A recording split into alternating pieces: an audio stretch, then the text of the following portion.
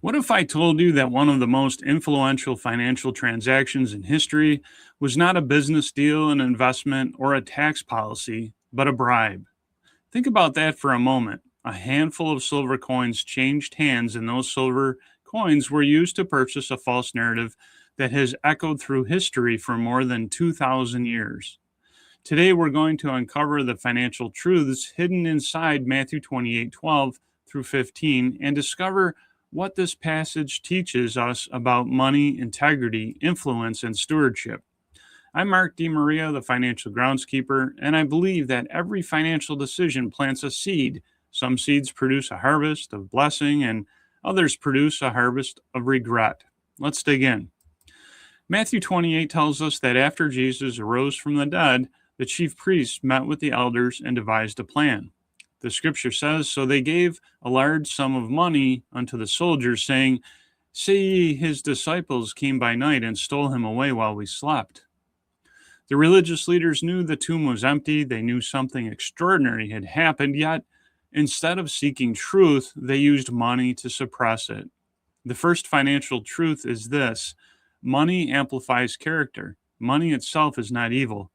Scripture tells us in 1 Timothy 6:10 that the love of money is the root of all kinds of evil. Money simply magnifies what is already in the heart. A generous person becomes more generous. A greedy person often becomes more greedy. An honest person can use wealth for good. A dishonest person can use wealth to spread deception. In Matthew 28, the problem wasn't the silver, the problem was the hearts directing the silver. As the financial groundskeeper, I've learned that stewardship is never primarily about dollars, it's about character. The roots determine the fruit. The second financial truth is this: money can buy influence, but it cannot buy truth. The religious leaders successfully convinced the soldiers to repeat a lie. The money worked. The story spread. People believed it. But the truth remained unchanged. Jesus had risen. The empty tomb remained. No amount of money could alter reality.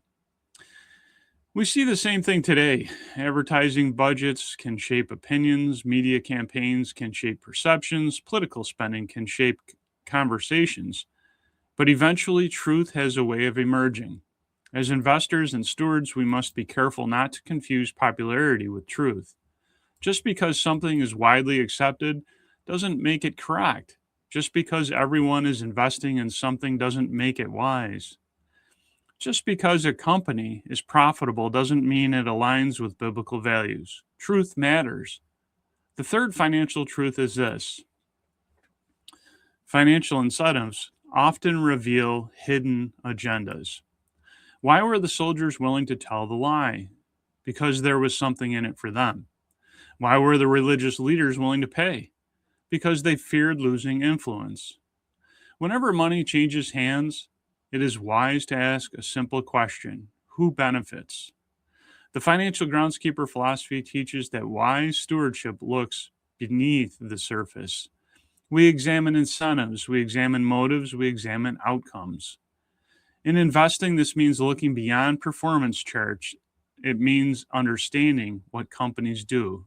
It means understanding what causes they support.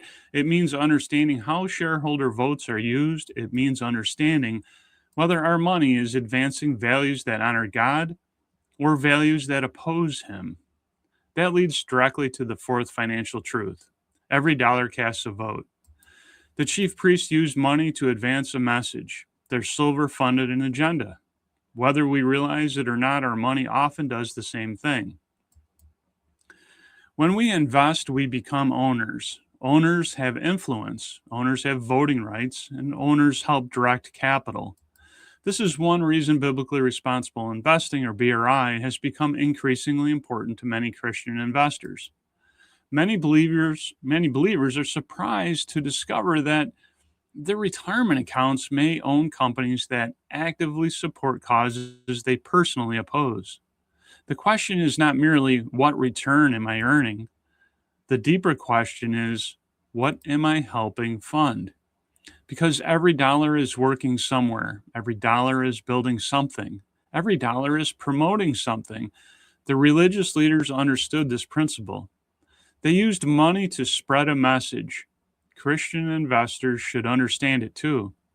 The fifth financial truth is this: short-term gains often create long-term consequences. The soldiers received immediate compensation. The priests protected their position temporarily, but their actions became part of a story that is still discussed 2,000 years later. Many financial mistakes happen because people focus on immediate rewards, quick profits, instant gratification, easy money, shortcuts. Yet biblical stewardship encourages a longer view. Proverbs 21:5 says, "The thoughts of the diligent tend only to plenteousness, but of everyone that is hasty only to want." Wise stewards think beyond today. They think beyond tomorrow. They think about legacy. They think about eternity. The sixth financial truth is perhaps the most important. Integrity is worth more than any paycheck. The soldiers accepted money, but they surrendered credibility. The payment was temporary. The compromise was permanent. Every person eventually faces moments when integrity has a price tag attached to it. Maybe it's in business, maybe it's in sales, maybe it's in investing, maybe it's in taxes, maybe it's in leadership. The question becomes, what amount of money would cause us to abandon our principles? For a follower of Christ, the answer should be simple.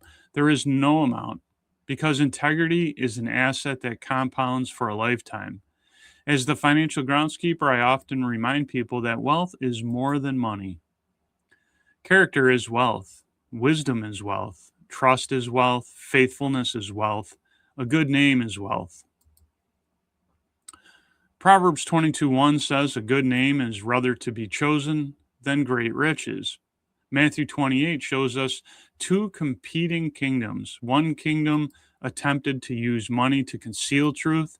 The other kingdom revealed a truth that no amount of money could stop. And that truth was the resurrection of Jesus Christ. The greatest victory in history was not purchased with silver. It was purchased by the sacrifice of Christ on the cross. The empty tomb reminds us that God's truth ultimately prevails. As investors, savers, business owners, and families, we should strive to ensure that our financial lives reflect the same commitment to truth, not merely seeking returns, not merely seeking profits, but seeking faithful stewardship, seeking integrity, seeking wisdom, seeking alignment between our faith and our finances.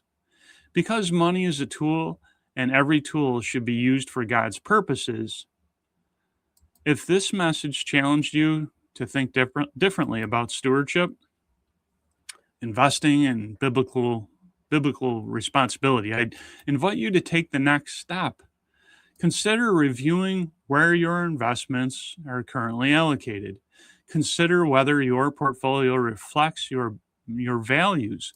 Consider learning more about biblically responsible investing and how your money may be influencing the world around you. If you'd like help uncovering what your investments are supporting, reach out for a complimentary portfolio insight review. I'm Mark DiMaria, the Financial Groundskeeper. Stay rooted in Him, driven by care, focused on life. And until next time, keep planting seeds today that will produce a harvest worthy of eternity. God bless. Thank you.